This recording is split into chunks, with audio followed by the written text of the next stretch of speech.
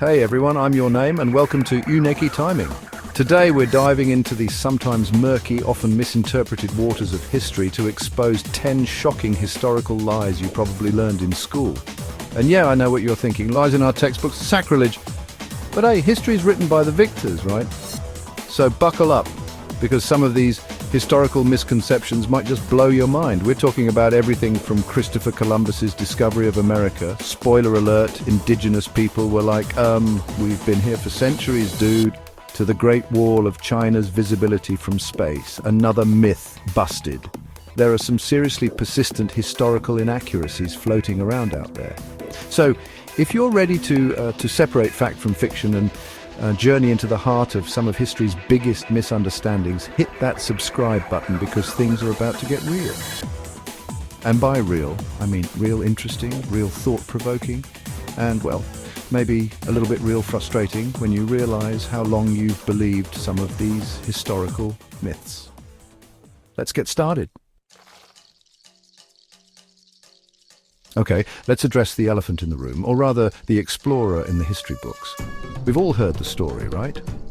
In 1492, Columbus sailed the ocean blue and discovered America, except not really. See, when Columbus landed in the Bahamas, not even what we now call America, by the way, he encountered the Taino people who had been living there for centuries.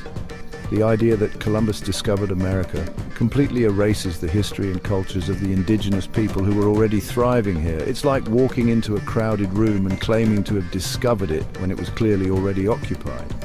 And let's not forget the devastating impact Columbus's arrival had on the indigenous populations of the Americas, from disease to displacement to enslavement. There wasn't a discovery, it was the beginning of colonization, and that distinction is crucial for understanding the real history of the Americas. It's a history that needs to be told from multiple perspectives, not just the perspective of the colonizers. So the next time you hear someone talk about Columbus discovering America, remember the Taino people and all the other indigenous cultures who were here long before Columbus set sail. Their stories deserve to be heard and remembered. This one's a classic. It's a popular belief that the Great Wall of China is the only human-made structure visible from space. But guess what? It's not true. Astronauts have confirmed that while you can see many things from space, the Great Wall is pretty difficult to spot with the naked eye. The myth likely stems from the wall's impressive length and the fact that it predates modern technology. It's easy to imagine that something so grand would be visible from such a distance. But the reality is that the Great Wall is relatively narrow and blends in with the surrounding landscape, making it hard to distinguish from orbit. Think about it this way, you can't even see individual houses from an airplane at cruising altitude, so spotting a wall, even one as long as the Great Wall from hundreds of miles up in space, is pretty much impossible. This myth is a good reminder that sometimes even the most widely believed facts aren't always true. It also highlights the importance of critical thinking and checking our sources, especially when it comes to something as complex and nuanced as history. Time to debunk another persistent historical myth. The idea that Napoleon Bonaparte was unusually short, the whole Napoleon complex thing, yeah, that's not really accurate. While Napoleon was described as being 5 feet 2 inches in French units of measurement at the time, it turns out those French units were actually longer than their English counterparts. In reality, Napoleon was probably closer to 5 feet 6 inches or 5 feet 7 inches, which was about average height for men in France during his time. So, how did this myth get started? Well, propaganda played a role, as Napoleon's enemies often used his height, or lack thereof, to portray him as weak or inferior. There's also the fact that Napoleon was often surrounded by his imperial guard, who were known for their height. This contrast in stature may have further fueled the perception that Napoleon was shorter than he actually was. But let's be honest, Napoleon's height, or lack thereof, had nothing to do with his military genius or his impact on European history. He was a brilliant strategist and a charismatic leader who conquered most of Europe. Maybe we should focus more on that than on his height, right?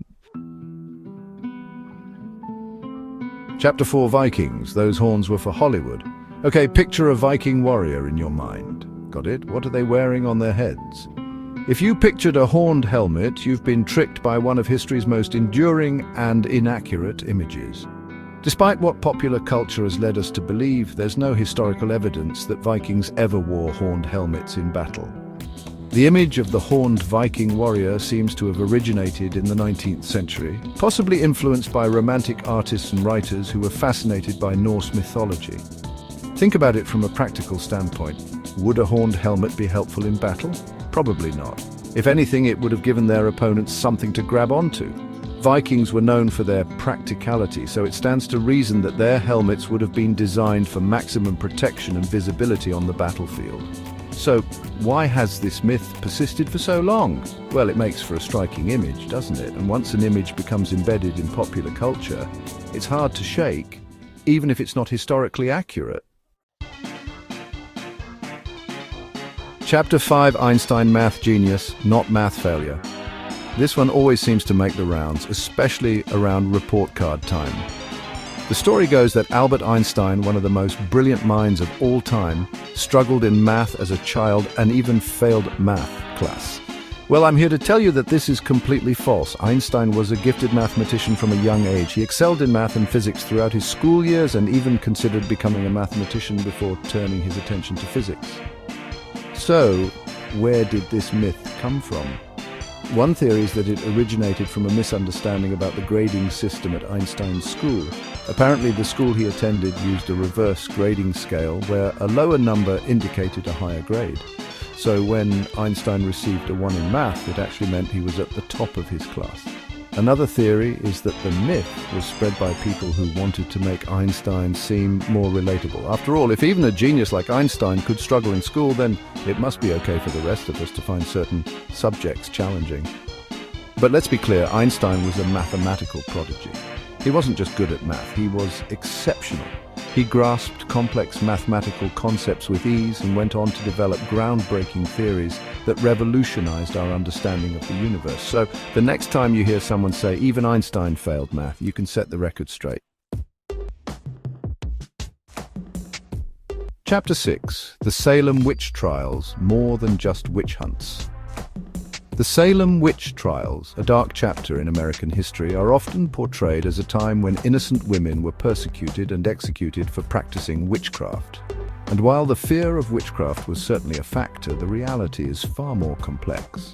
The trials, which took place in Salem, Massachusetts in 1692, were fueled by a perfect storm of social, economic, and political anxieties. New England was in the midst of religious upheaval, with tensions running high between traditional Puritans and those who embraced more liberal interpretations of Christianity. Add to that a recent smallpox outbreak, economic instability, and ongoing conflicts with Native American tribes, and you have a recipe for mass hysteria. In this climate of fear and uncertainty, accusations of witchcraft became a way to explain the unexplainable and to target those who were seen as different or threatening. While the belief in witchcraft was widespread at the time, it's important to remember that the accused were not witches in the supernatural sense. They were ordinary people, mostly women, who were caught up in a web of accusations, often motivated by personal vendettas, land disputes, or simply the desire to conform to the prevailing paranoia.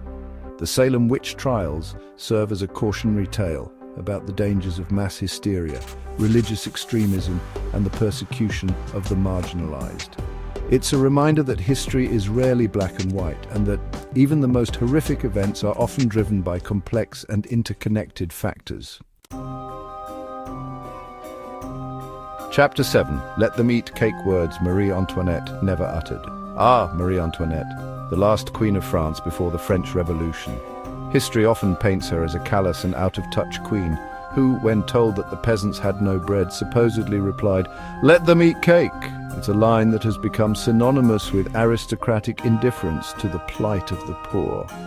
The problem is, there's no evidence that Marie Antoinette ever actually said it. The phrase first appeared in print decades earlier, attributed to a different French princess. So why has this quote stuck to Marie Antoinette for centuries? Well, she was a convenient target for revolutionaries who wanted to discredit the monarchy. As a young fashionable queen from Austria, she was already viewed with suspicion by many in France. The let them eat cake anecdote, even if untrue, played into existing prejudices and helped solidify her image as an uncaring and frivolous ruler. It's a classic example of how historical myths, once they take root, can be difficult to eradicate, even in the face of contradictory evidence. Chapter 8. The Emancipation Proclamation, a step toward freedom, not a total victory. The Emancipation Proclamation, issued by President Abraham Lincoln in 1863, is often hailed as the document that freed all enslaved people in the United States. While it was a momentous step toward ending slavery, the reality is a bit more complicated. The proclamation declared that all enslaved people in Confederate-held territory were to be freed. However, it didn't actually apply to enslaved people in Union-controlled states or in Confederate areas that had already fallen under Union control. This meant that the Emancipation Proclamation didn't immediately free all enslaved people in the United States. It was a strategic move by Lincoln, designed to weaken the Confederacy by depriving it of enslaved labor, and to bolster support for the Union war effort. While the Emancipation Proclamation didn't end slavery overnight, it was a crucial turning point in the Civil War and paved the way for the eventual abolition of slavery in the United States with the passage of the 13th Amendment in 1865. Chapter 9. The Trojan War Myth or Reality. The Trojan War, immortalized in Homer's epic poems, the Iliad and the Odyssey, is often dismissed as pure myth. But what if there's more to the story? Recent archaeological discoveries suggest that the Trojan War may have been inspired by real events. For centuries, the ancient city of Troy was thought to be nothing more than a legend. However, in the 19th century, archaeologists unearthed the ruins of a city in modern-day Turkey that matched descriptions of Troy from ancient texts. Further excavations revealed evidence of a massive conflict dating back to the late Bronze Age, around the same time as the Trojan War is believed to have taken place. While we may never know for sure if the Trojan War happened exactly as Homer described it, the archaeological evidence suggests that there's more to this legendary conflict than meets the eye. It's a reminder that even the most fantastical myths can have roots in reality, and that archaeology can sometimes provide tantalizing glimpses into the distant past. Chapter 10, a flat Earth busted centuries ago. Okay, this one might seem like a no-brainer, but the idea that the Earth is flat has made a surprising comeback in recent years. But let's be clear, the notion that the Earth is flat was debunked centuries ago by ancient Greek scholars. As early as the 6th century BC, the philosopher Pythagoras proposed that the Earth was a sphere, based on observations of the curved shadow cast by the Earth during a lunar eclipse. And by the 3rd century BC, the astronomer Eratosthenes had not only confirmed that the Earth was round, but had also calculated its circumference with remarkable accuracy. So how did this myth persist for so long? Well, for one thing, it's hard to imagine living on a sphere when you're standing on what feels like a flat surface, and for centuries, most people lacked the scientific knowledge to understand the evidence for a spherical Earth. The idea of a flat Earth is a good reminder that just because something seems intuitive or conforms to our limited experience doesn't mean it's true. Science relies on evidence, observation, and critical thinking, not just on what feels right. Outro, keep questioning history. So there you have it, 10 historical lies you probably learned in school, and these are just the tip of the iceberg. History is full of misconceptions, misinterpretations, and outright fabrications. But that's part of what makes it so fascinating. By questioning what we think we know, by digging deeper, by seeking out multiple perspectives, we can gain a richer and more accurate understanding of the past. And that understanding can help us navigate the present and shape a better future. Thanks for watching. If you enjoyed this video, don't forget to like, subscribe, and hit the bell icon for more fascinating historical insights. See you next time.